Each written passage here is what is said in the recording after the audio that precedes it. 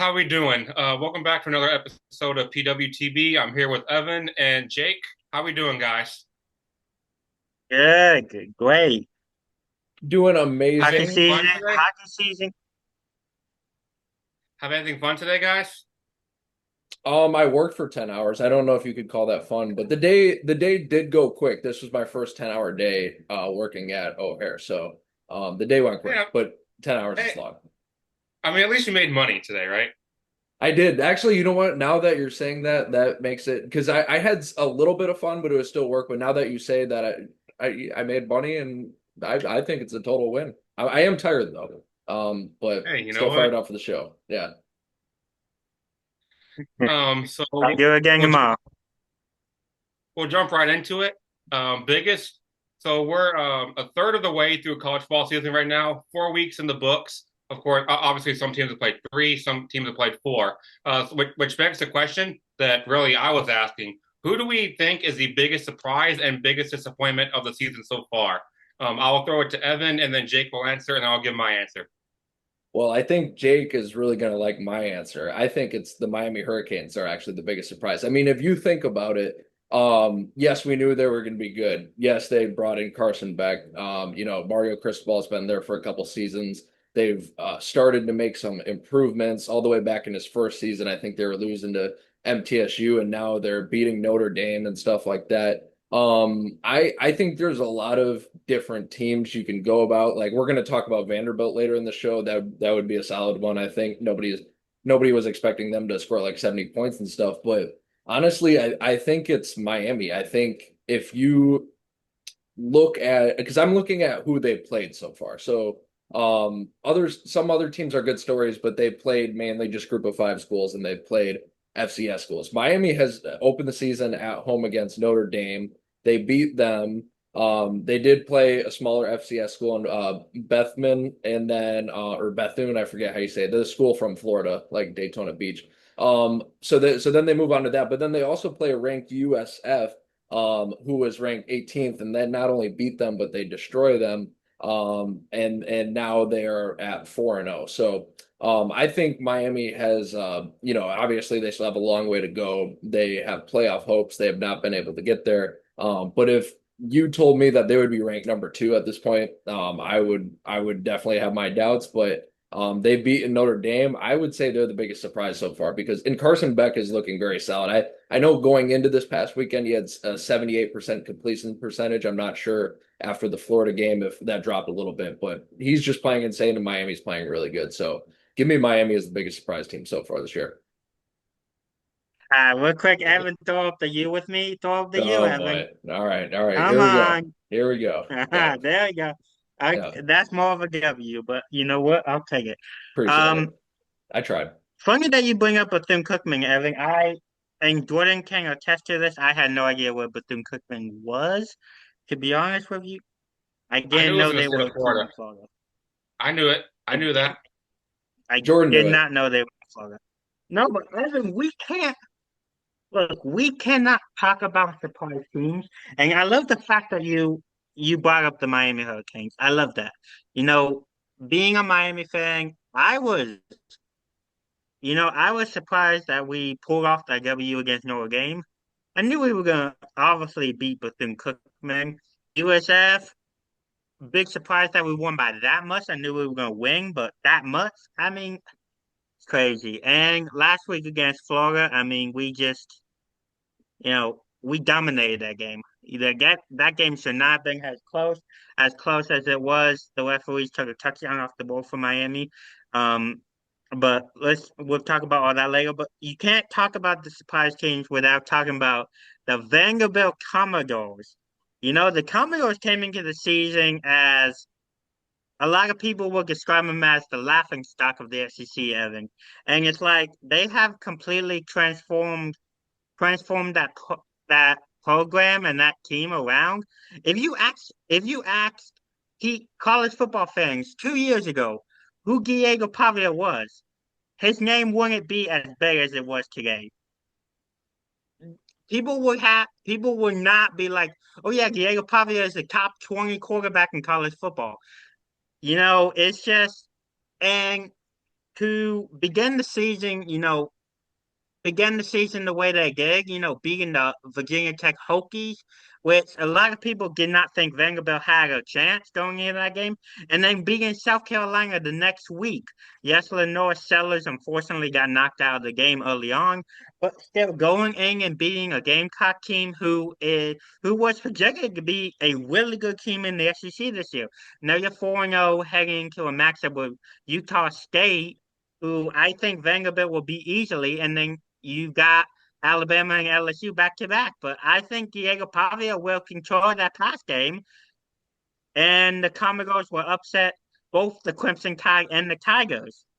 That's just my opinion right there. I mean, it might happen, it might not, but you know, so Vanderbilt takes the cake as my surprise team for the season. Jordan, what's up? All right, so I am going to go off a little bit off the board. I'm going to have my surprise and disappointment all combined in one. To me, it's for better and for worse, the Clemson Tigers.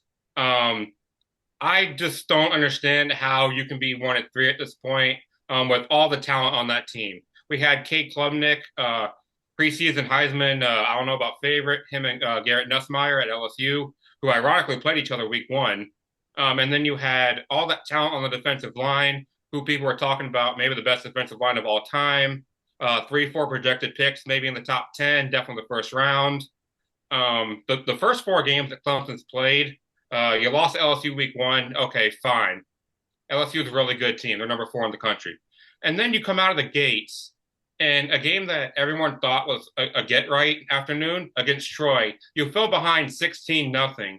It took, the comeback to take that game. So you're sitting there at 1-1. Then you take a trip to Atlanta, who, I mean, most people thought maybe Clemson would win, but a lot of people also had Georgia Tech winning that game, which, I mean, I'm not going to brag, but I had Georgia Tech winning that game.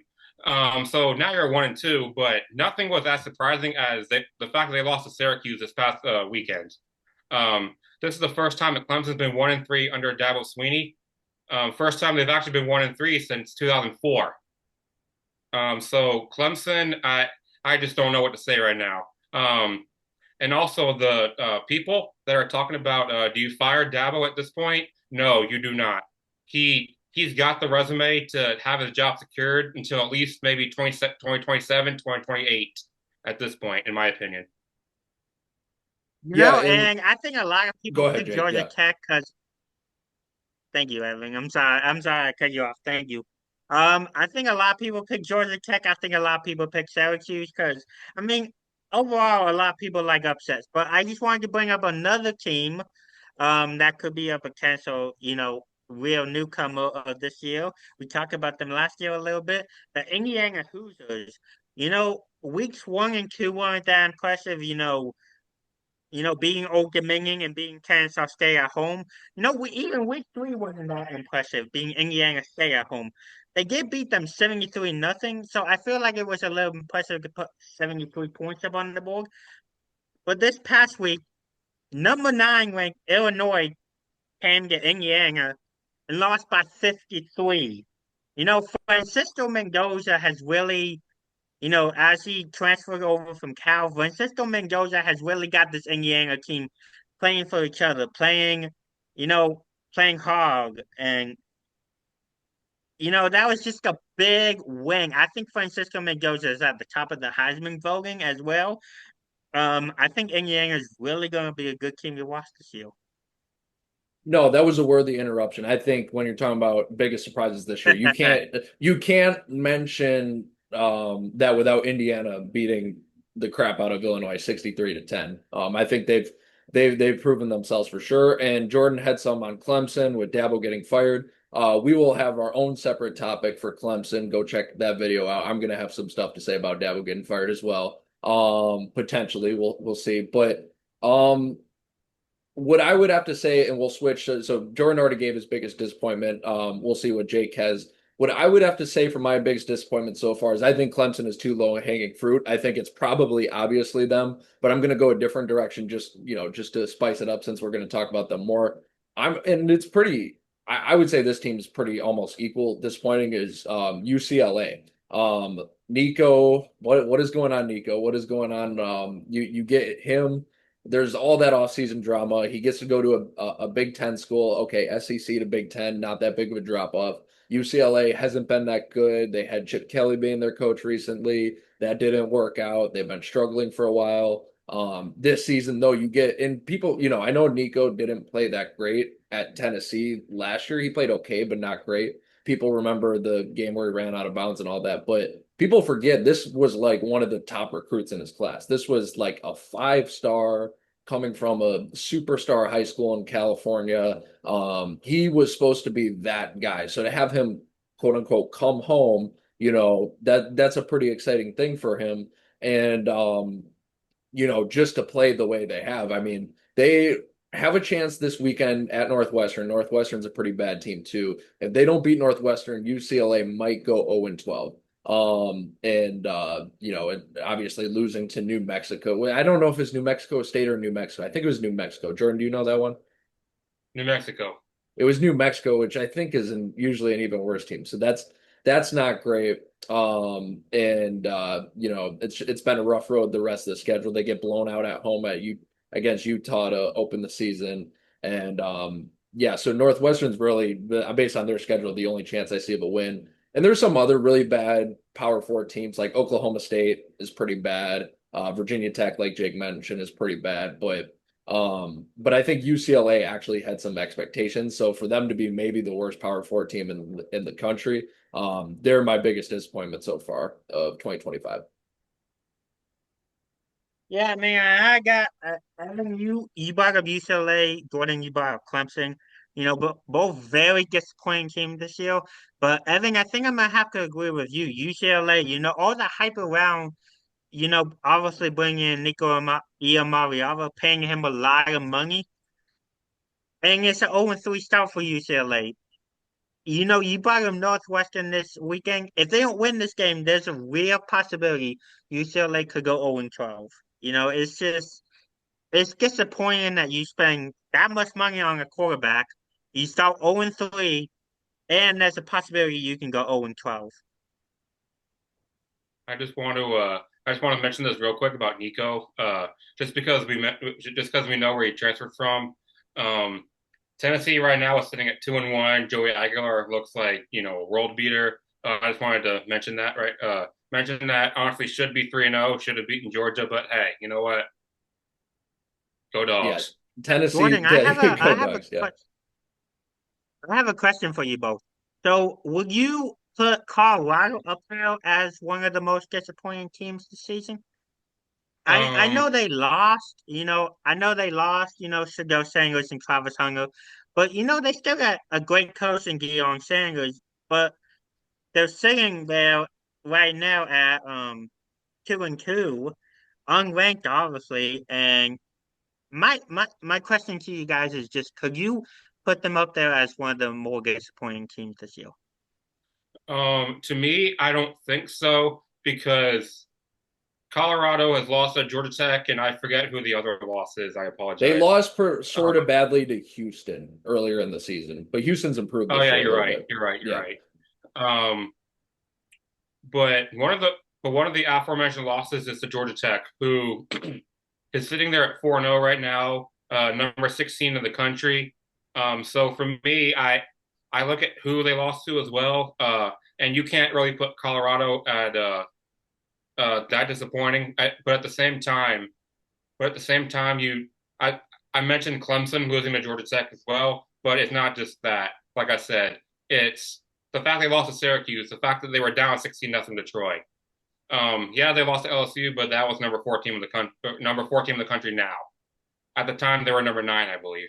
But yeah, yeah. I'm gonna say a little bit disappointing. I feel like in 2023, even when they only went 4-8, and then last year, I heard so much about Colorado. And now that you brought that up, Jake, I'm not hearing like anything about Deion Sanders in Colorado right now, and that's sort of interesting. So I'd say slightly disappointing, but it's too early to tell. I think they're doing okay. Without Shadur, they're going to take a little bit of a hit. I think it's a little slightly disappointing, but it's a little early to tell on them.